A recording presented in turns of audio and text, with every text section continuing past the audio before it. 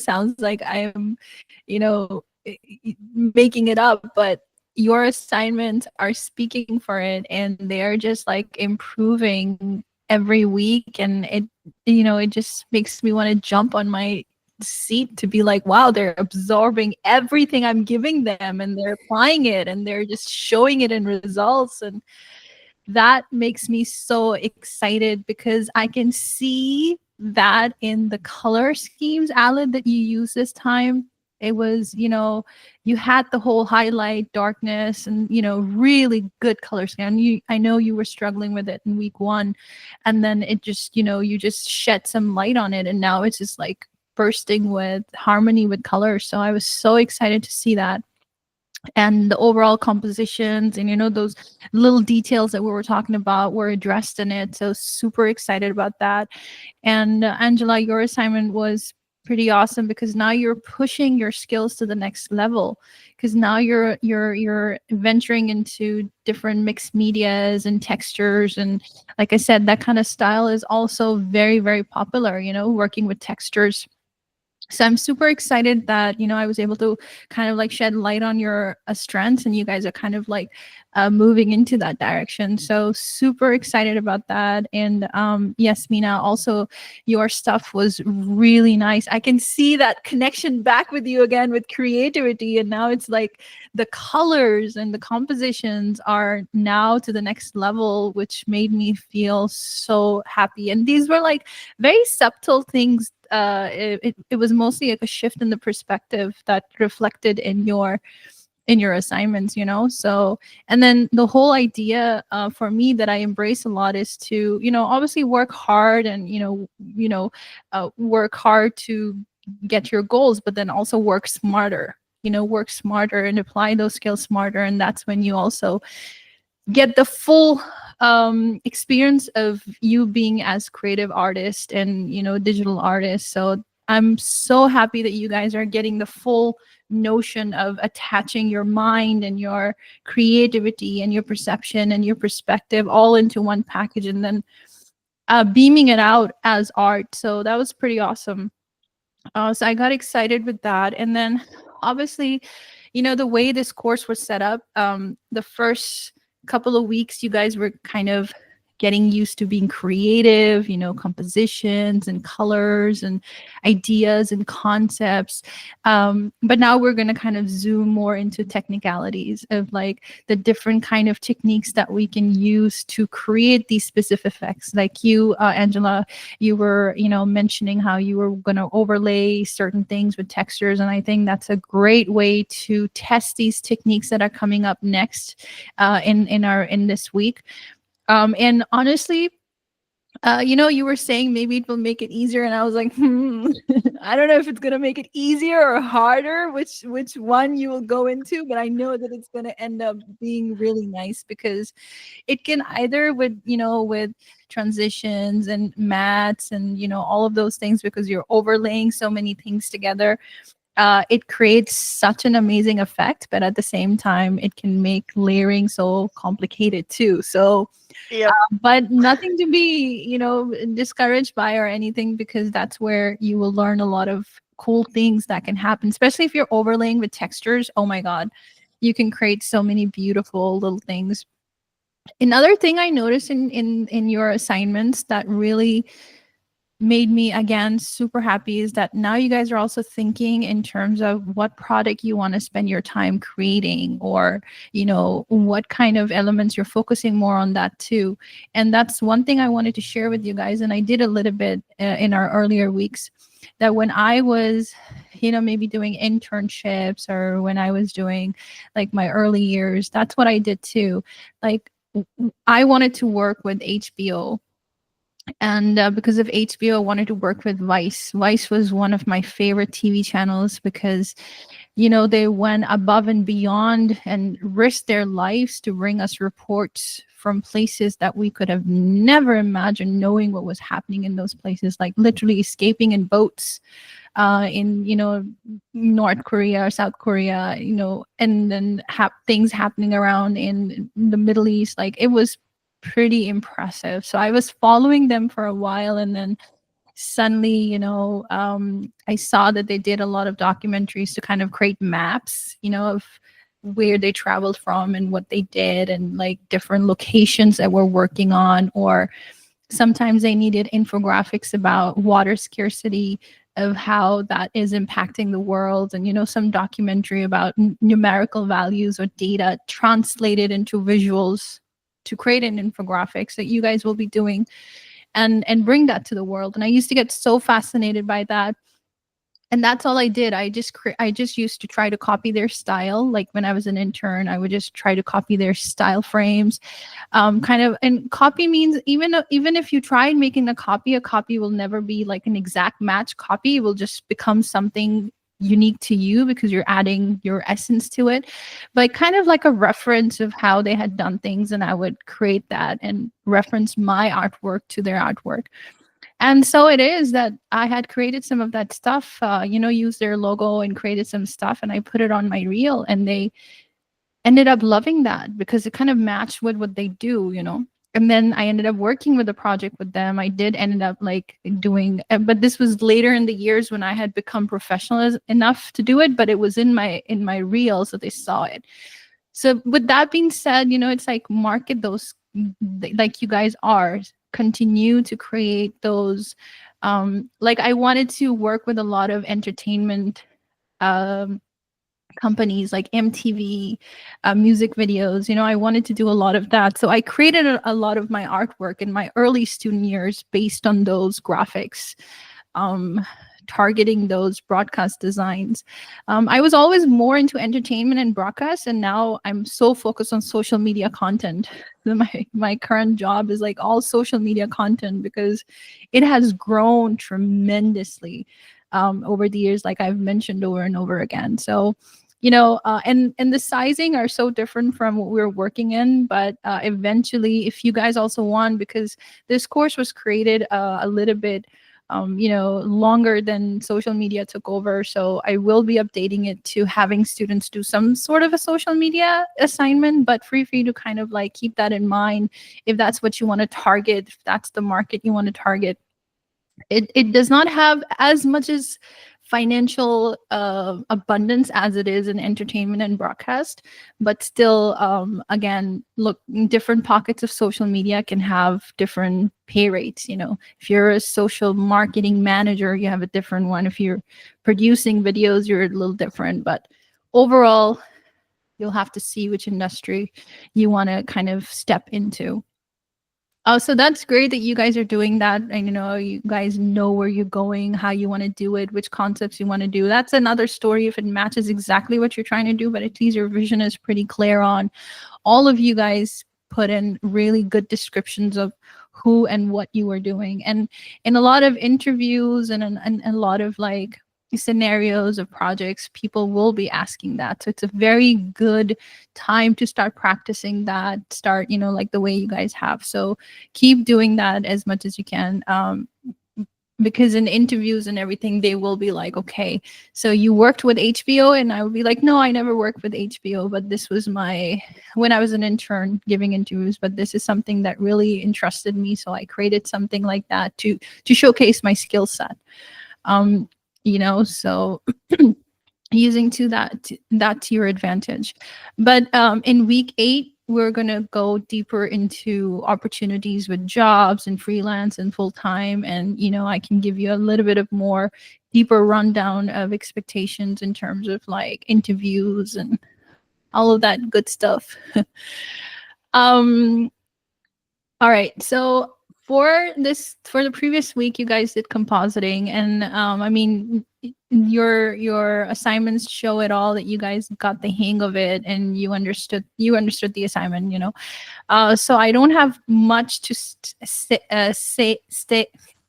much to say in that realm, but I do have a lot of technicalities to bring to you guys.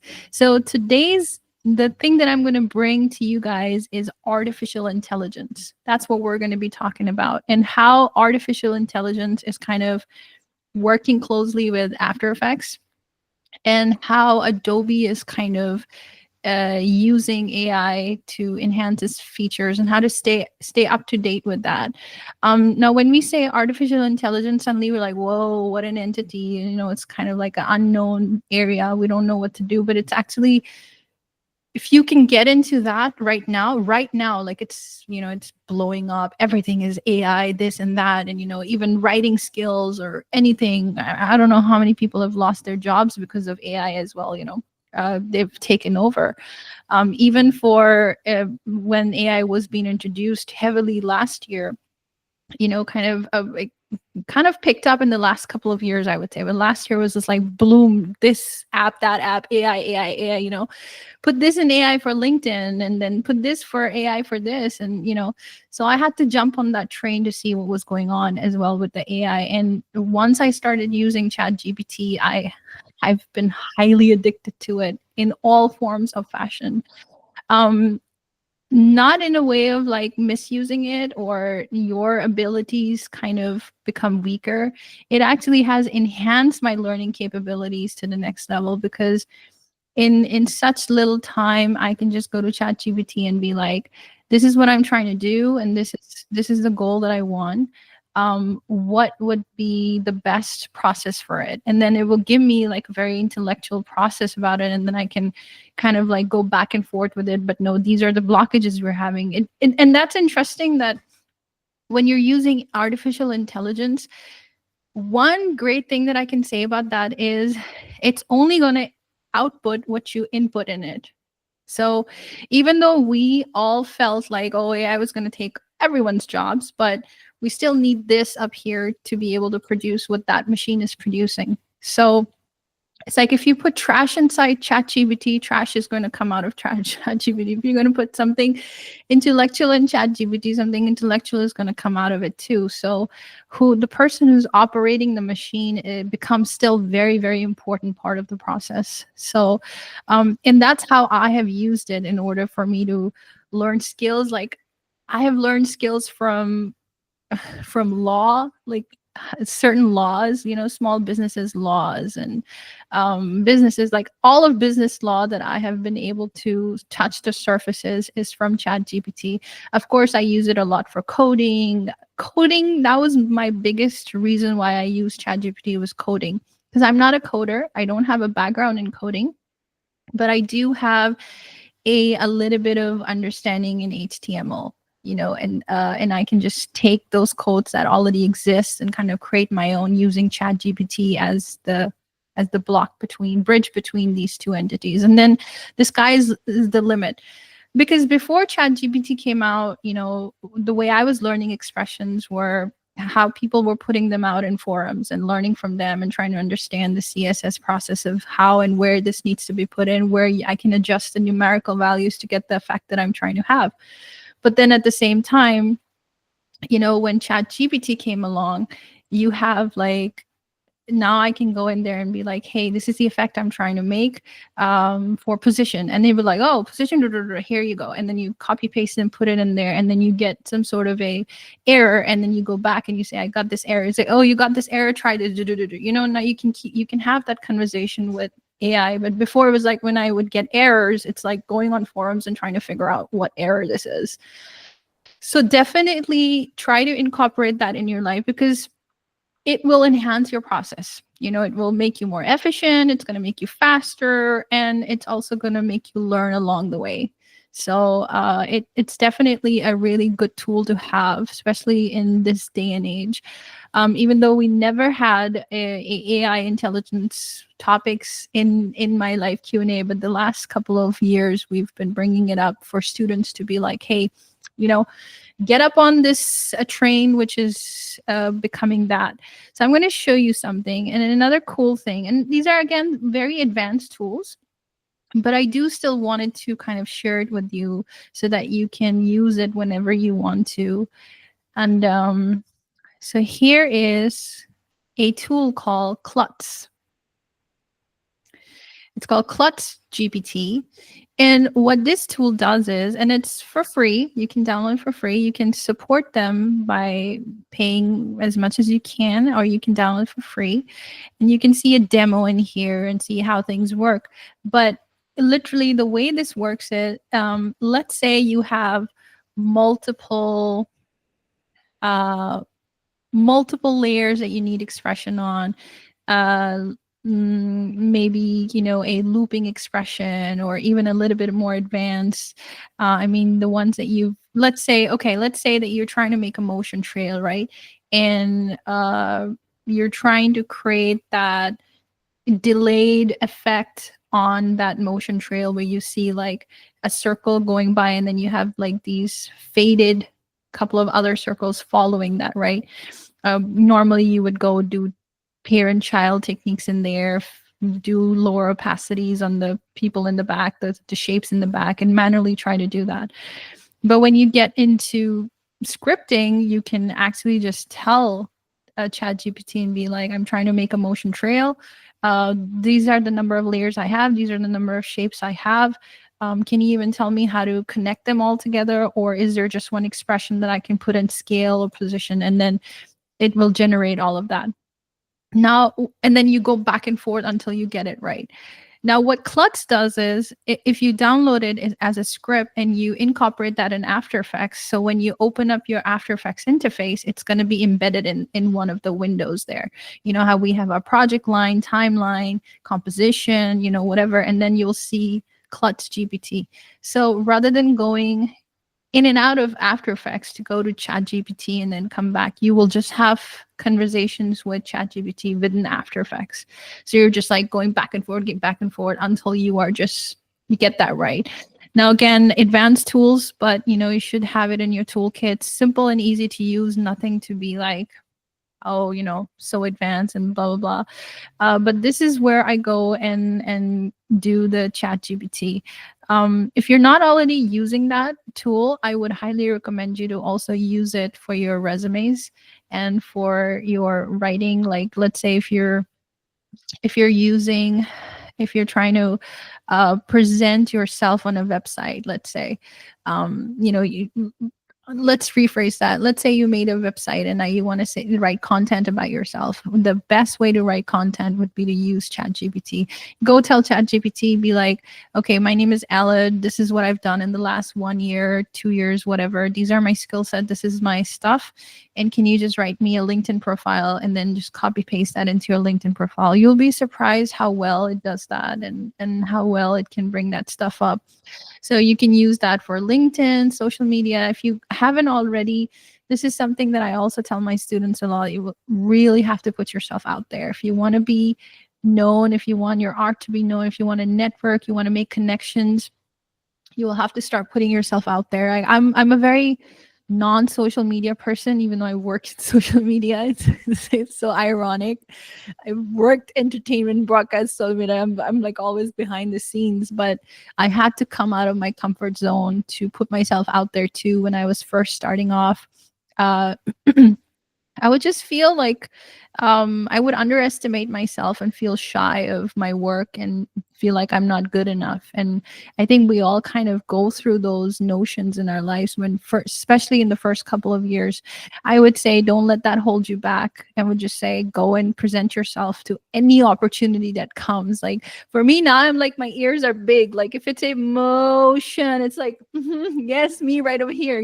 It's become like that for me. So look for those connections, look for the networks, put yourself out there, have like a professional photograph being taken, put it on LinkedIn, start finessing yourself up and start putting yourself out there. With Facebook, unfortunately, the whole world is like attached to Facebook. So I'm not a Facebook user, but I have to be a Facebook user, because that's where your customers are, that's where your clients are, that's where the whole world is sitting, that's where the eyes are of the world. That's where you capture attention. Even if simple techniques like these techniques were not available before, now they are. Like if you go into Facebook and you find motion graphics, like groups and you join them and you just go introduce yourself and you share your website there, you have no idea who's sitting there or who might see your work or who might visit your website and be like, oh yeah, I want to work with this person, you know, or you might end up seeing someone over there. So if you haven't already, make yourself a Facebook account, social media accounts, and start putting them professionally. If you don't want to use it personally, I use it only for professional use to kind of market the projects that I do and the people I want to connect with. And it's becoming the norm. Unrealistically, it's becoming the norm to go to Instagram and share your work, and because there's huge communities obviously built within that. Um, so that's that so far. Any questions or comments so far that you guys have for this week or previous week? Oh, okay, great. The So we green screen lesson is great. I think that's gonna be very helpful for if I do end up taking pictures of things, I can just find like a green background, and then that'll make manipulating a lot of the mixed media stuff I want to do. I think that should make it easier, maybe. Yeah, no, with good that you brought that up, and I can talk more about it too. With green screens, you have to be a little careful about the production of it, like the Mhm. pre-production of it, not the post-production is another story, pre-production another story. So when you're pre-producing something, you know, if it's done correctly, then your post-production is also seamless. So if you're going to think about doing green screens, I would highly recommend you, like, let's say whatever your concept of, if it can fit in a chart paper, big enough chart paper, and you can create like even a room of Yep. green screen, put like different chart papers together, glue them together or something, and create like a room, a fake room. You know, you could do that, or you could get a bed sheet, you know, and then hang it somewhere, iron it properly, take out all the wrinkles, clip it properly, and, you know, flatten it down. These little things will go a long way, these taking out wrinkles, this, you know, flattening and putting a setting that up, it will go a long way. And then the second part of green screen is lightening it up, because what happens is if you have shadows on the green screen, then it creates a different kind of a green. And yep. And then when you go into After Effects and then you try to take the picker from Keylight and you go to the closest green color, so it only takes out that green color. But if there's even a slight change in the Pantone where it was 5670 to 5671, it's just not going to pick that green up anymore. Okay. And then you have to manually go in and pick it up or clean it up or rotoscope it. And, you know, in the production, in the real world, very, like when it comes to green screen, you cannot fake it. There are a lot of things you can fake it in motion graphics, right? Movements and mask this and hide it behind, put the layers and kind of set up your scene. But when it comes to green screens, there is no way you can, you know, you just have to be so good in making sure everything is out, nothing is like flickering, because those things are just not going to make the green screen believable at all. Right. So if you're shooting here is very difficult in front of green screen because we have like these in betweens, you know. And then some, like for me, my eye is so trained because now when I look at movies and there's hair involved, and I can see that they've cut the whole part of hair this much. And obviously nobody can see that because I can see it because I've been there. I'd be like, oh, I see. This is how you did the green screen, huh? And you know, sometimes what I would do if there's like space in the hair, I would have to go in there and paint it to paint that chunk. You know, a lot of those things I had to do to kind of get the best optimal results, because I think green screens are underrated. You think that, oh, you put the green there and you take it out. It's actually a lot of work, especially when you're doing movement. That's where there's a lot of movements of bikes coming around, and then the person is coming, hair is flying, wind. So you know, you have to, green screens can be very complicated, but Okay. because I had that skill set, it really attracted a lot of production companies too. Sometimes they don't want to do a cinematic green screen, they just want to do motion graphics, you know. And motion graphics is basically, maybe there's a newscaster, you know, saying something, and then you have to add those icons or anything interacting with her, or The most common, it's the interaction with the phone. That we see that a lot, and those are the most simplest ones, because you can actually get those from free resources, where you already have a phone in front of a green screen, nicely lit. You don't even have to do anything. You just download it free. Some of them are free on YouTube, and they download it and then use it for your own benefit. So green screens are all over the place. But if you are going to use that, just try to do it in the morning. And also, sometimes what happens is, when students try to use the green screen, obviously sometimes they're doing stop motion or doing longer lengths of videos. You can see throughout the day the green screen starts to become darker and darker, and then they're like, we did this whole work and now it's like two different shades, and then they have to divide the footage and treat it separately. Okay. So, if you have artificial light, then obviously artificial light is so controllable, right? But if you're using natural light, then it's just going to get darker and darker over the day. So, all of these things in the mind, because if you can take care of these things before, it's going to help you from so much frustration that's going to come in from green screen. But again, because of green screen, you can make amazing concepts, amazing. Like a lot of my students, what they also did, I think that was the best one.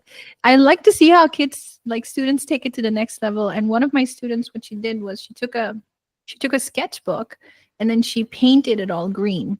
And she actually took a footage of her painting it all green. So while she was painting, whatever she had overlaid started to kind of paint on. And that looked like a really cool effect. And what she was painting was, and I'm thinking in my head, she did it differently, but imagine if she's painting onto a video that is painting onto a video that's painting, and then you have this really cool Alice in the Wonderland rabbit hole effect. But the sky's the limit if you use it like that. So if you use it like that, then it's going to be fun and interesting. If you use it in a cinematic way, then it's very and then also, like, if you want to know, like, the cinematics, like how they've done Jurassic Park, and how much effort goes into creating those fake puppets, and and then the markers have to be in the back, and those markers are so important in the production, because that's how they're going to track trees to it, and going to track like the whole environments to make it look like they're in the jungle. They're just going to stick those trees onto those marks. So it can get really complicated, but obviously right now what we're doing is exactly what you're thinking in those terms. You just continue doing that. I just wanted to give you some tips to make your life easier. um I don't think there's any yeah, you guys are not going to be doing rotoscoping, but rotoscoping is also part of uh compositing. But that's kind of like an advanced tool, which is why it's not part of this course. But rotoscoping is literally used when you have to remove something from the background. So the green screen is that you put it there and then you can separate it. But then, let's say, like, I had a project where there's like this couple sitting in a open hood car, and they're just driving, and the video is shot from a side perspective, right? And they're just driving. So I have to make sure everything outside of their car, except their car, everything is taken out, so we can put our own little background to it. And that's when rotoscoping comes in, where the background already exists and you're trying to crop it out. And that's when you use the roto brush, which is the most tedious, most frustrating, most patient needed job ever, because you're literally going one frame at a time and removing all those frames that you don't need, so that you only have the car and the action in there. And with the wind and the scarf flying and everything, it was very challenging, but at the same time pays you really well too. That was one thing about rotoscoping, that it can pay you well, because they know that this is a tedious job, and not everyone can make the results look awesome in the end. Okay, so let's get into your assignments and talk about them, and give you guys some feedbacks on that.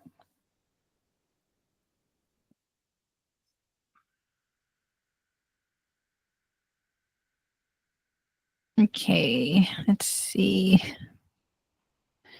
So we have Aled first. Yeah, look at that. Look at that beautiful style frame. Look at it. Look at Oh, this we frame. can't see it. Oh, you can't see it. Good, good. Finally, somebody's telling me that they can't. Sorry, it's not up on my screen either. Sorry. Okay, let's see. Let me just pull it up. Let's do entire screen. There you go.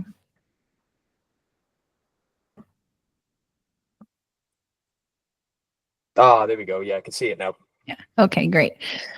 So yeah, this is like super awesome. I just love the color scheme. I just loved how you used everything. Everything is nice and crisp. I can see how things are going to be in terms of the flow of things.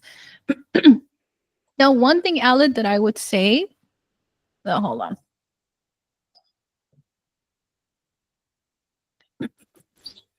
One thing I would say in this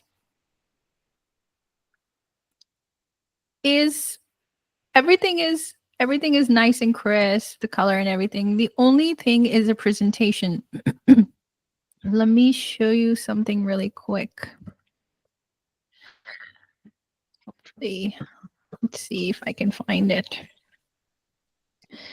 Let's see. 24. Oh yeah, there you go. So this is a project I did, and I'm just gonna show you. Let's see if this is the style frames. There's a bunch of stuff I did for them, and I just want to show you guys one. PDFs. Okay. Not these. Trying to show you how I presented them.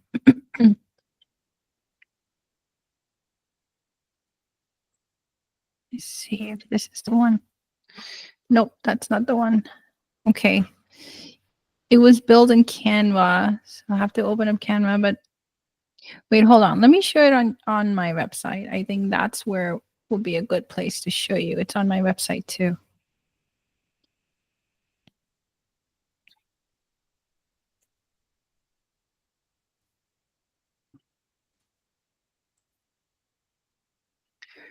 It should be under design. Let's see. Oh, actually, it's under explainer video. All right. It should be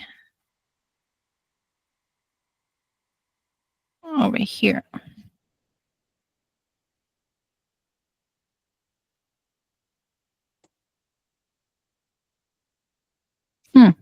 It's not over here.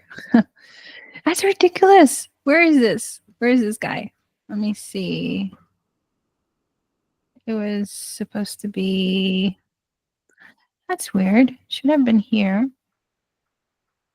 Oh, there it is. All right, all right, all right, all right. There it is. Okay, so look at these style frames like this. If I were to present them, why do you go down? Okay. If I were to present it, if you look at this right now, it looks like this portion over here. It looks like a film strip, right? So initially they didn't even like see this part. This was like the final outcome, but as we were building the style frames, this is the way I presented it to them, where it was just like, you know, a beginning, all the good stuff in here, and then a ending, like this was halfway through, right? So when you're presenting something like this, you can actually look at it from left to right. And for a client, for a customer, they can actually visualize it in one look. Like they look at it and be like, oh, that's what's going on. And the style frames are supposed to kind of give you a quick look to be like, that's how things are going to be. Things are coming in, coming out. And you got the whole concept right. But the only thing I have is when you present it in a vertical format, it's just hard to see like the whole vision of what's going on here. versus the horizontal aspect of things. So whenever you're presenting to a client, or whenever, and obviously this is not something like, oh, they're going to fire you for making it into a vertical and presenting them, it's not. But it's your way, your work ethics, that actually, your professional at work ways, that actually makes the other person have a professional experience. So for them, if they see something in that kind of a block way, then they're like, oh yeah, I get it. But so in future, when you're making style frames, have them kind of like in a more horizontal, like I would say, depending on how many frames you have, but usually 4 across 4 is a nice way to kind of give them a idea of how things are going to be. And then we're not going to have any more assignments in this, so you can just use that in your future for that.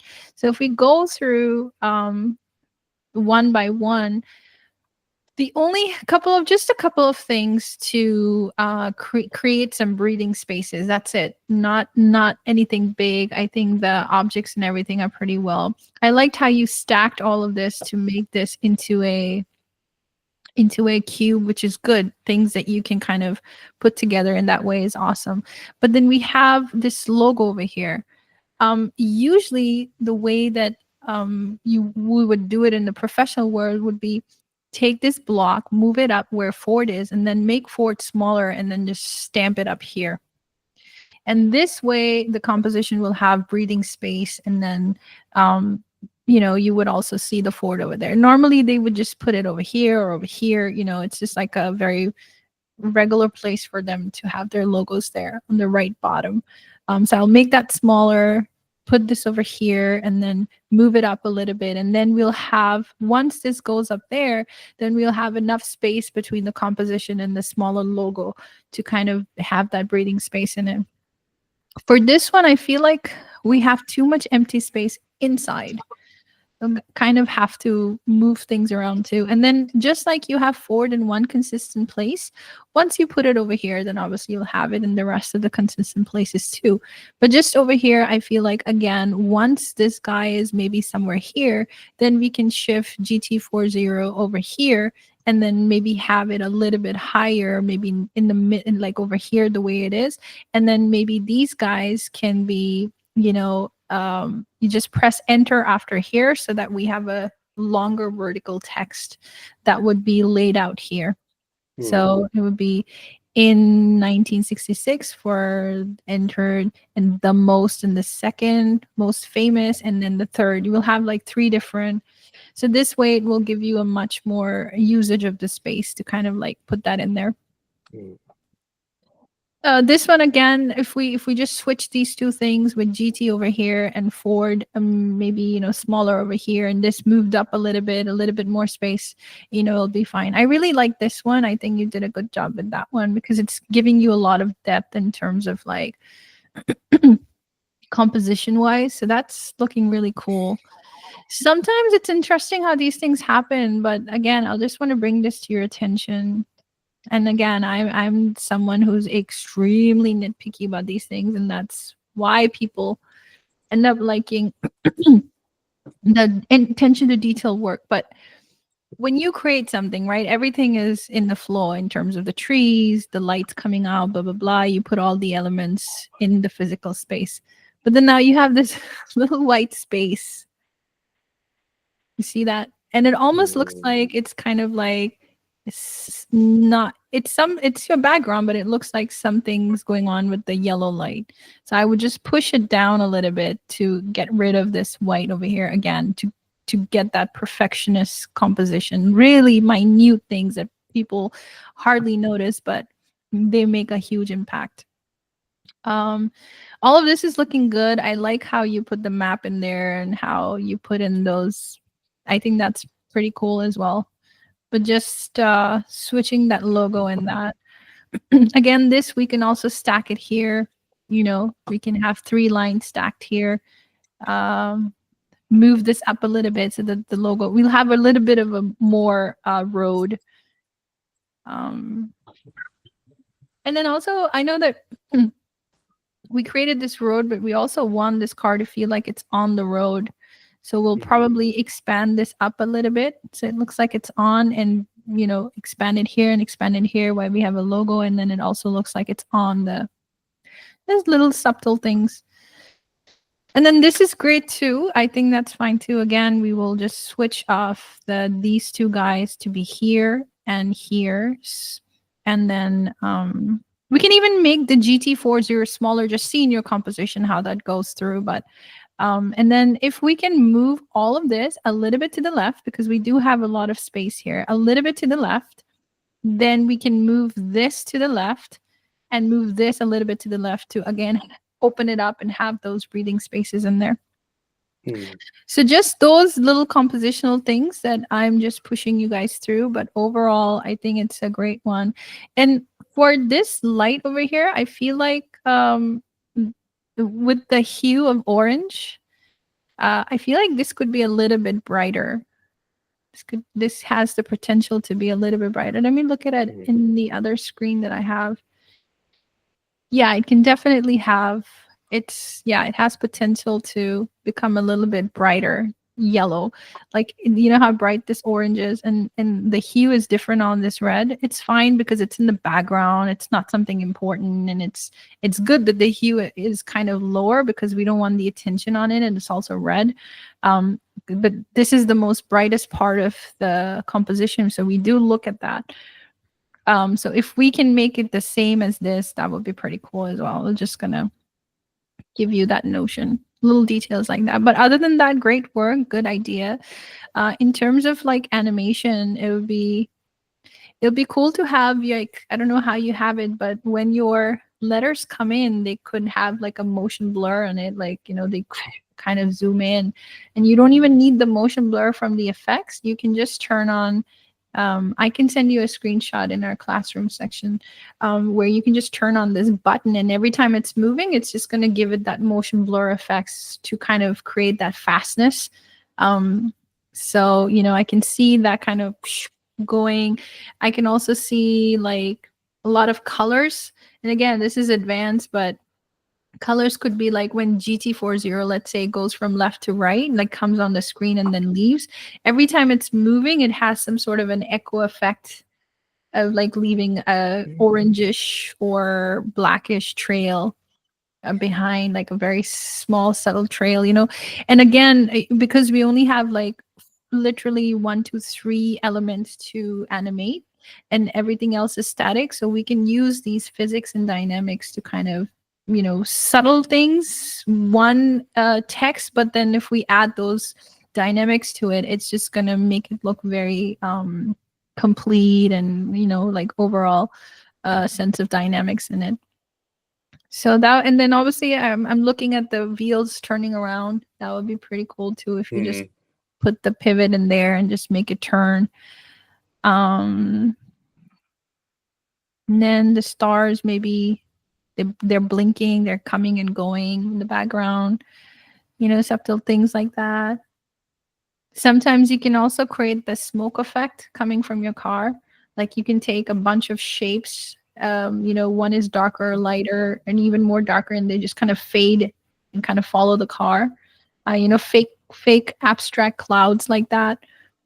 And let's see, yeah, so that's what I'm looking at. And for these t-shirts kind of like popping up with the text coming on, I can see the text coming on like a typewriter, you know, so different things like that. So excited to see where you're going to take this, but good job, good work, awesome Thank stuff. you. Any questions? To be honest, the big question that I had was, like, in terms of like graphic layout, with moving, for the record, I totally agree about moving the GT40 logo up to the top left and then putting the Ford down the bottom right. I don't know how I missed that when I was putting this together, so apologies for forgetting to put it in that place. But what I was wondering was, with the GT40 actual logo, is it better to sort of push it inside the stripe so that it's not beyond the black borders of the stripe, or to have it sort of spreading over the outside of the stripe? What would you do as a graphic designer? When you say stripe, is this the stripe you're talking about? Yeah, the long orange stripe going up the left-hand side. I mean, honestly, as a graphic designer, I like to like put things in little blocks. That's my intuitive way of doing designing. So by nature, I would just take GT40 and put that in the white block, so that again our eye is always, been able to look at things clearly. But the way you've set it up, and once we move the logo, I think the overlapping should be fine. It shouldn't be such a big problem, especially in animation. It's just gonna stay there for a couple of seconds. It's not gonna be like it's a one frame. These two are probably a couple of seconds long. It goes from here to here. um, so I'm fine with that, not a problem at all. It's just a matter of yeah, I'm fine with that. That shouldn't be a problem. But you pointed out something really good. I do tend to kind of like, if I was designing this, I would take the GT40, put it in the white, take the Ford, make it smaller so it fits into the orange, and then making sure this and this guy is fitting in the blue box, and then see how the composition is looking. But for now, I think it's fine because it's adding like a kind of like an informative situation here, and it's mostly because of the logo being there. Once it's removed, it should be fine, because then not a lot of things are overlapping. Right now everything is overlapping on it.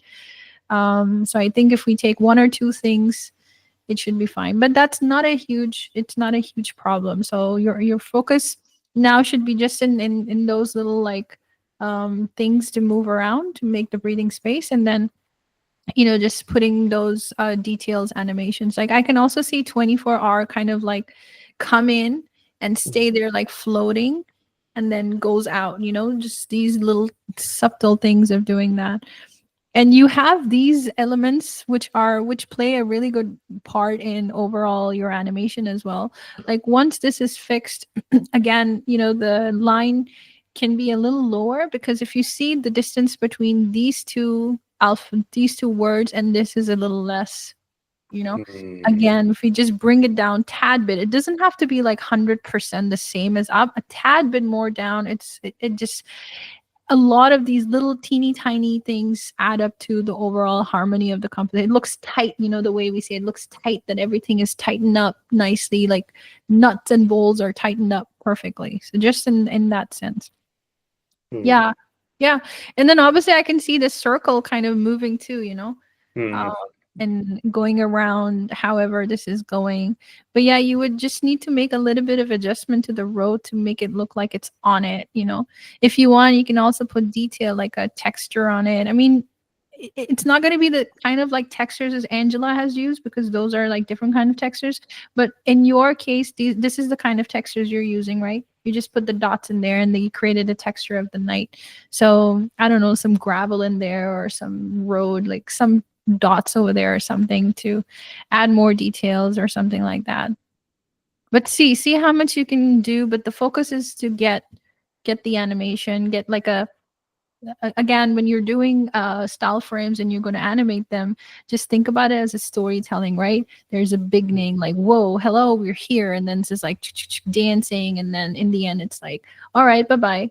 So think of that in those segments of like, hello, like boom, so to grab the attention, like a hooker, not a hooker, but a hook on to a content or whatever. So you hook it on, it's like, hello, it's like everything comes in boom, with the sounds and everything, and then it does its thing, and then in the end it's like, all right, and this and this. And you can also use music which goes like that, where with I love to do music where it's like starts with like ding ding ding boom, and then starts doing thing and does its thing, and then in the end shoo, and it kind of closes. So think in terms of those storytelling ways as well, to see how and what, because again, if you dissect this assignment, it's literally shapes.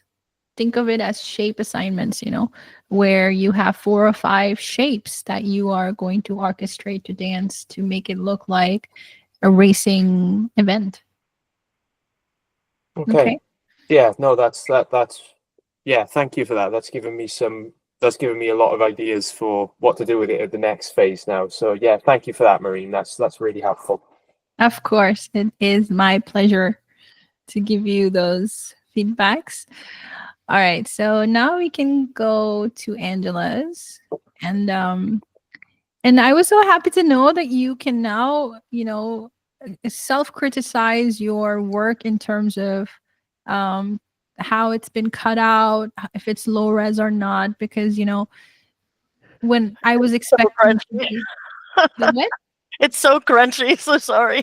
No, that's fine because when you mentioned it to me in my head, I was really thinking low res and like, but when I saw it, I was like, oh, it's not that bad. It just needs a little bit of, like you said, you're already on top of it, that you're going to look for those textures and you're going to take pictures and you're going to replace that. So you're already on the right path. But yeah, as you can see, when you have elements like these, which are low res, or we have elements like which are low res, it really takes off that element of professionalism from it. Even this over here, as you can see, you can cut it even better, like get rid of it all the way, like make it a straight line, get rid of that, mask it, or Photoshop, whatever. Even with these, if you ever if you look at a real wool, you'll see that they kind of have a texture of thread coming out. Yeah, I wanted to paint in like the textures and things, Yeah, but I was just like, yeah. I don't have the time to No, like you get did a in good there. job. Yeah. And again, this is also a good example of when you have a crunch time and you're still able to put something together with a path of improving it. That's also not a bad way of working. At least you got it all done. You got the assignment done, the concepts there, everything. It's just replacing the assets. So and even with something like this, like what I would do is, and that's one of the things I love doing in Photoshop is being able to create whatever it is in my head. So if I were to create this, right, I would look at the part, like obviously you'll find a picture later and replace it, but I would look at these parts over here, like these are the threaded parts over here. In Photoshop, I would just take that piece and I would stitch it here and then put the Peel and shadow snap there. it. Yeah, and I would just blend it in some form or fashion, or make a part of the hat, this part of the hat, make it look like it's something, or even add like, even go find another picture of a hat which has that kind of a thing and just stitch it up here to create that, to get rid of this, you create your own hat. Because we do want to make people feel like, oh, this is actually there and we took a picture of that. And that's the beauty of compositing, that you can make people believe that this is how it is. So just if you're already on there, even the heart, if it's nice and crisp, these are simple like things that you can also buy from dollar store, cut them off and take pictures and be creative with that. You can get flags and graffitis from confettis from there.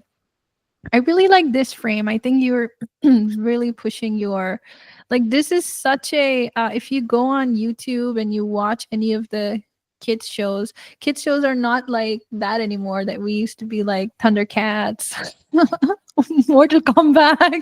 Those were my favorite cartoons, Silverhawk and He-Man or whatever, like, I mean, they still have like those really 3D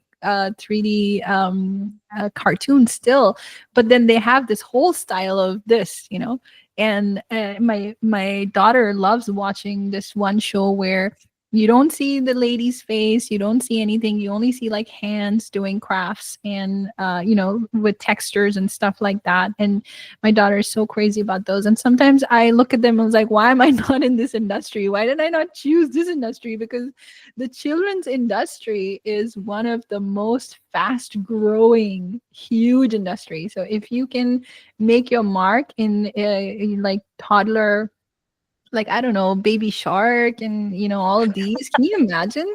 I mean, Bluey. you guys can do Baby Shark now. You can literally animate Baby Sharks, and this is what you're doing. And so when I started watching Baby Shark, I was like, why did I not look into this industry? And they make millions and millions of dollars because of that silly little Baby Shark. And Coco Melon, and oh my goodness, this, and you guys can actually apply to Coco Melon and be like, hey, I can do these animations. And I think there are some, like, there's a and I'll share these links with you, especially you, Angela, because I know you like that kind of a cartoony style, and and Ella too. I'll share these. It's called True. It's the show is called True. It's a kids show, and they do a lot of like 2D cutouts, and they make characters out of that. And it's such a beautiful, the colors that they use and the environments that they have made, and the kind of objects they've used to make the environments is super creative. And it's just like you don't even have to think about Cinema 4D and After Effects in that level. All you need to do is create them in Procreate and bring them in After Effects and just do positions and scales. Nothing more than that. You don't need effects. You don't need motion blur. You don't need all that. You just need to have them like walk and do certain things. You don't even need Duke. So that reminds me of that style. So good job with that. I can see it kind of like, putting the hands over here and then opening up like that, or something like that. So that would be a cool little frame. And then opening this book, maybe, so that's pretty cool too. I like all the color schemes and everything going on here. Thank you. Yeah, good job with that. And all of this is pretty cool too. I can see them kind of wiggle. Yeah. So I had a couple ideas for this, which was I could do like like a tracking motion, I guess, or like a path tracing where like it draws the events and Yeah. things. That was one idea. And then I had another idea of maybe these are like Girl Scout patches or badges instead of just drawings, and then that way there's more kind of mixed media 3D kind of on the page. And then I could animate those maybe. Yeah. But the scribble kind of wiggling, that's also definitely a good option. Yeah, and the cool part would be that if you have them in separate layers, like I can totally, even though there's three of them, but let's just take like the Cam Thundercraft, right? I can see like the bulb being on its own entity and it's just wiggling. And all you have to do is kind of like, add that wiggle expression. And that wiggle expression is the most easiest one, bracket 2, comma 3, bracket close. And you can, add or subtract the values to see how much wiggle you want. It's literally that wiggle. And then I can see like those, the thunderbolt lights, those zigzags, kind of like also moving in a separate layer, but moving in a different value of wiggle. Right. Because we could take the whole thing and make it one layer and throw the wiggle on it. Right. But if we have like separate elements inside moving a little bit separately, then it will make it look very 3D-ish. Right. So I can see that happening, but see, whatever time and everything allows you to do the best, be the best judge of how you want to move forward with that. But it's a very cool frame. I love that. Wonder what you're going to do with the duck. It would be so cool to just have these on separate, like layers, and they're just kind of doing that, that motion of just like back and forth. And and if you don't want to do the wiggle, you can also do lights on, off, so off, on, off, or you can also make this bulb yellow, like it turns out yellow and then the yellow goes away, turns out yellow, yellow goes away, so many things. And again, this one also where, the wiggle is complete, the wiggle is not complete, the wiggle is complete, not the wiggle, but this, whatever this curly thing is, Right. So on and off, on and off, on and off. You could also do that. And then this one's a very cool one. I would send you like a tutorial on how you can create that rip off effect. Okay. And it's super easy. It's nothing. It's a matter of putting 2 or 3 things together to make it like a rip effect. After Effects actually has an effects called turn page. So if you just kind of pivot it in like over here and then over here and make it turn and then stitch, yeah, I'll send you this tutorial. Perfect. Thank you. Yeah, but that will look really cool with that. And then again, I can see the start small, dream big, kind of like choppy moving, not like this, not like that, kind of like choppy, like a stop motion way of, And then, well, yeah, you'll have to figure out how things are moving in the back. Also, like a trick for all of you guys who are using backgrounds, evolution is a good effect because it kind of gives you that Mm. If you throw it on this layer that you have in the background, it will kind of give you that kind of moving effect of like, I don't know, like a evolutionary moving effect. So look for those effects in the After Effects too. Yep. You know, in that effects panel where you type those words of like evolution or typewriter or whatever it is, and things pop up. So it'll be easy to find it there. Okay. And then that's looking good too. The only thing that I would suggest over here is put like a black block in the back, but not like a Mm. black block, but more like a black block, which has feathers around it with a mask, and also has opacity lowered all the way down, so that it's just creating that um unintentionally unvisible little drop, so that the text can come off of the Mm. background a little bit, because it's already black, and it's fine with the white areas, it's popping out really well, but with, you know, you're going to be using overlays and everything, so I want to see how that ends up looking, you know, Okay. how you end up doing that. But pretty Nice. cool, pretty awesome. And then again, the kind of, you know, your overall theme looks like a very stop motion style, so you'll be using a lot of like, one technique would be whenever you have a keyframe from one position to another position, like doing this to this, you know, try to add a hold keyframe in between them, so that rather than it's moving like this, it moves like this, and then it moves like this, and then it moves. And I can see the same thing happening to your text. Like even like, you know how a typewriter like Right. types it on, but for you it would be like U R B A, and kind of that kind of emotion. Gotcha. You know, those kind of motions. Sometimes we try to use effects to make those motions. If it doesn't work, then I usually go in and break them all down into different layers, and then I have more control over how they're coming in. But just see how much time you have and how much, you know, what will be the best possible way to get through this. All right. Good. Thank you so much. Yeah, of course. You guys, this kind of work on your like, what I mean, third week, and you already have like 3 projects that you can put on your website. So that's awesome. Okay, let's go to Yasmina. So great that you put in, you know, your references or what you're referring through your color scheme. This is another good way of showing your clients something too. So again, Yasmina, the same thing I was telling Elid and obviously Angela, all of you guys, is to keep everything in the horizontal way to look at it. It will make a lot of difference when you do that, to see everything in like one flow. I'll probably have to write this in the course because I think all of you guys did it that way. So it's probably the instructions needs to be a little bit more detailed about giving you guys a reference of how it needs to be put together. Probably do that. But yeah, Yasmina, this is looking great. Look at this. This is amazing. This is how I was imagining your work, because when you first started off, I feel like now it's looking more confident and bold, and you know, the colors and the strokes. So I'm so glad that it came out, and I read the whole description of why you were doing this, and with the jasmine flower. I think it's a great idea.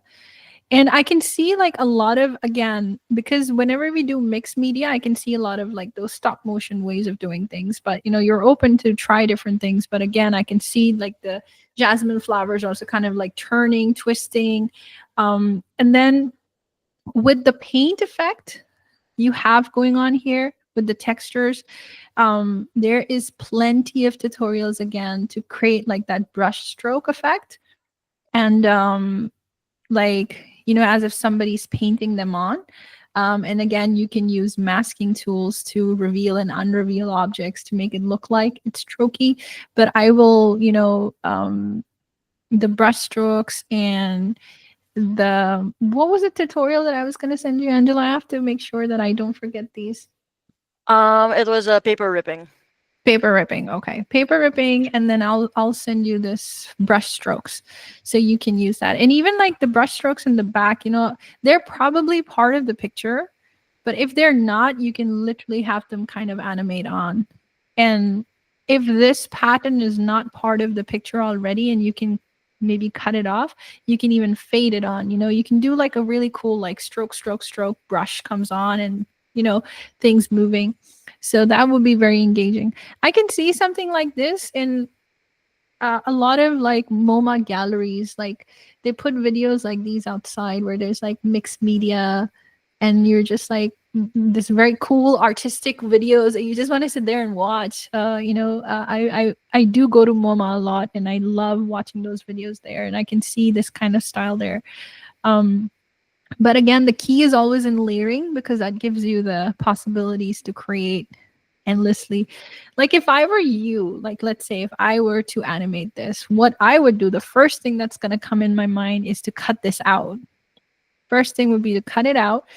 If this background is not part of it, or maybe it is, I'm not sure what your process is, but what I would do is cut it out from the background. I think it is cut already out, right?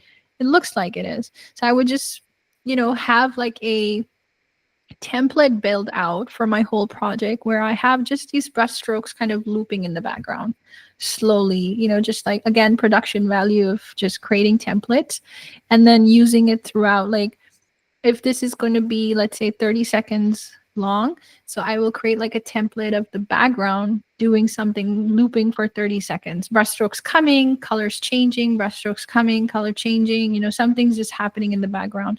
And then I can use that to build and put things inside it. And then this is like a looping background is already happening, because we have the same background and then we have background. So focus on the background of looping.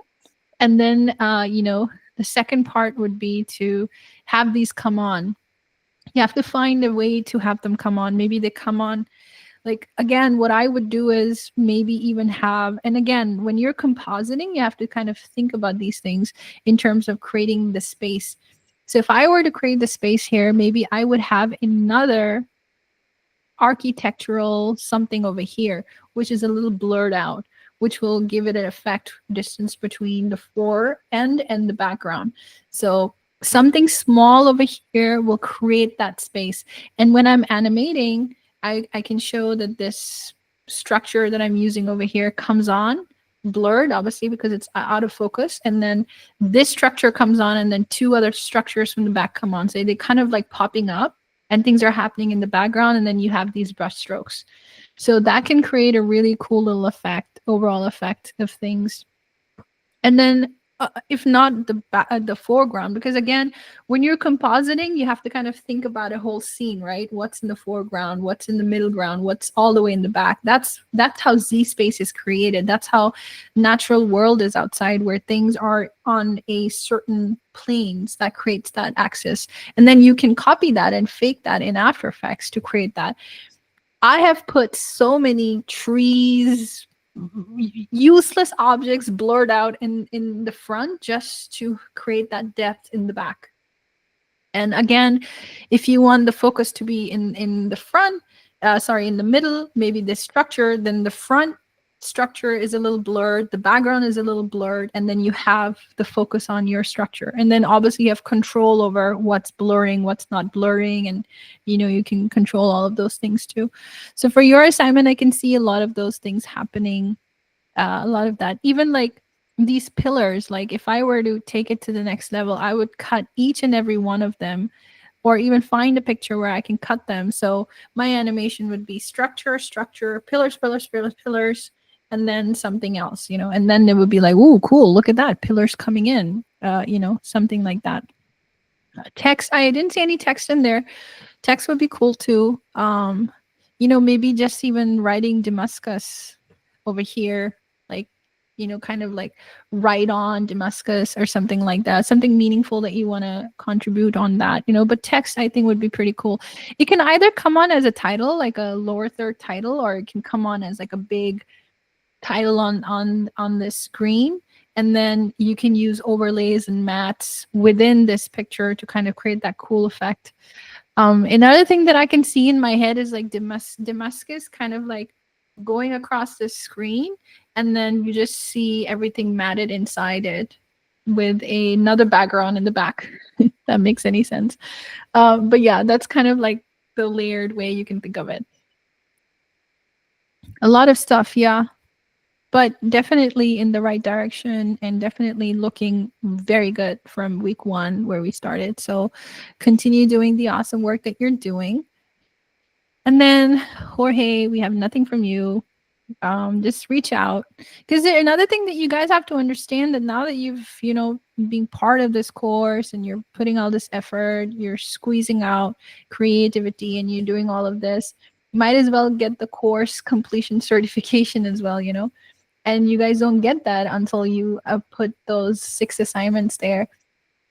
So keep putting it in there so that you can at least have that certificate, because having a certificate from CGMA says a lot. And then it's a very well reputed community academy that is well reputed within the industry. So try to catch up, or hey, try to like submit at least 6 assignments to get your certification. All right. I think this is the end. I'll send you guys tutorials and I will send you guys Thank you. resources. But any questions so far, or we're all good? Nope, I'm just bracing for what might be another 20 hours. But it's good, I so salute you, Angela. You are on your own now. I have done my part. Now you go do your part. I'll do my best. See you next week, everybody. All right. Yeah. Take care. And Thank- I'll be here for any questions, So Got feel it. free to stay in touch. Bye, Alid. Bye, Angela. Perfect. Thank you very Bye. much, everyone. See you next. See you. See you soon.